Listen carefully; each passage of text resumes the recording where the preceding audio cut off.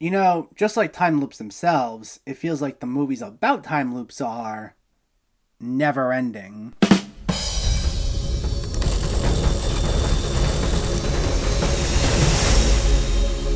How's it going, everyone? Welcome back to my channel. Today, we're talking about a newer Amazon Prime release, The Map of Tiny Perfect Things. Let me know in the comments before we begin what your thoughts on this movie were. If you already saw it, if you were excited for it, if you weren't planning on seeing it, let me know so we can discuss. Also, make sure to hit that thumbs up button if you like these reviews. It helps the algorithm out, helps my channel out, and I would greatly appreciate it. And if you're new here, I hope you consider hitting that subscribe button so you can stay up to date with reviews of new releases, older films, hidden gems, and so much more on a near daily basis. But let's not waste any more time and let's talk about The Map of Tiny Perfect Things. This stars Kyle Allen as Mark, who's living the same day over and over again, unable to break the cycle. He eventually meets Margaret, played by Kathryn Newton, who's also reliving the same day over and over again. And as the two get to know one another and try finding meaning in their lives, it leads them to create a map to locate moments they consider perfect throughout the city. Based on a short story of the same name by Lev Grossman, who also wrote this screenplay, this is directed by Ian Samuels, who also directed Netflix's Sierra Burgess is a Loser. And this is yet another time loop movie taking a cue from Groundhog Day, which itself gets extensively referenced here. And in an interesting twist, this shares a similar take on the time loop movie as last year's Palm Springs, which was not only one of my favorite takes on the subgenre, but one of my favorite movies of last year. Both films are romantic comedies, focus on two individuals stuck in the time loop together, and both films beginning with either one of them or both of them already being well into their respective time loops. So this is going to feel very familiar to a lot of viewers for multiple reasons. But that being said, I actually still had a good time with this. What I've come to love is, even though we've seen so many movies at this point tackle the time loop, and we think, how many more times can they do this? We then get movies like these that turn out to be pleasant surprises, and exceed our expectations. Now, is this one of the best in this little subgenre?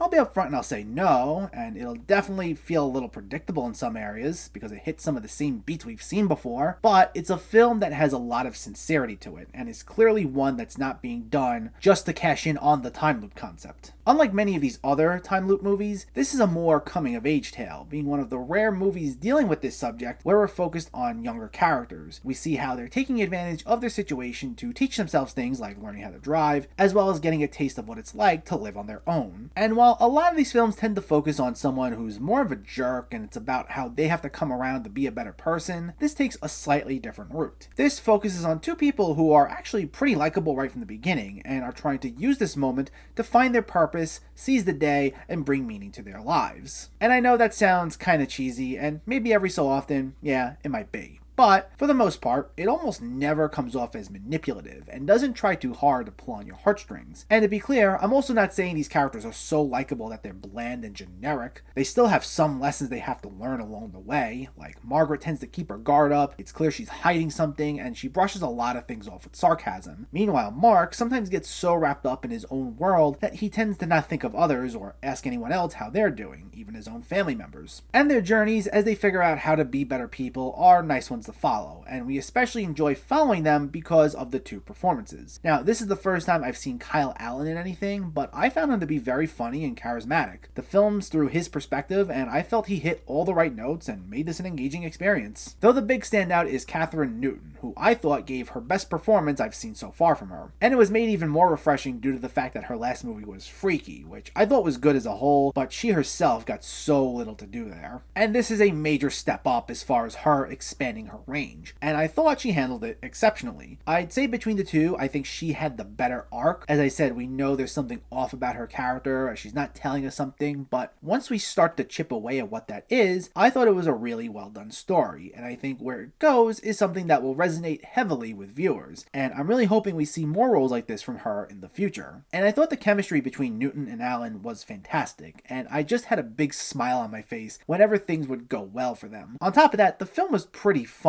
It was a mix of pop culture references, fast-paced edits, sarcastic one-liners, as well as some fun visual gags. Similar to other time loop movies, they'll repeat the day so many times that they'll know the exact moments certain little things will happen. Like, say, if something's spilled, or if someone fell, or something's walking by at a certain moment. And the way it was used here was often fun, as there will be a lot of great throwaway moments where Mark and Margaret might be in the middle of something important, and it could even be a very high-stakes scene, but they'll just reflexively move someone out of the way that's about to fall, or without even looking, they'll grab grab something that they know is about to pass by them, and sometimes they do it so seamlessly that they build this little rhythm going for them, and it made for a lot of fun moments that I really enjoyed and were a big part of why I had a good time with this film.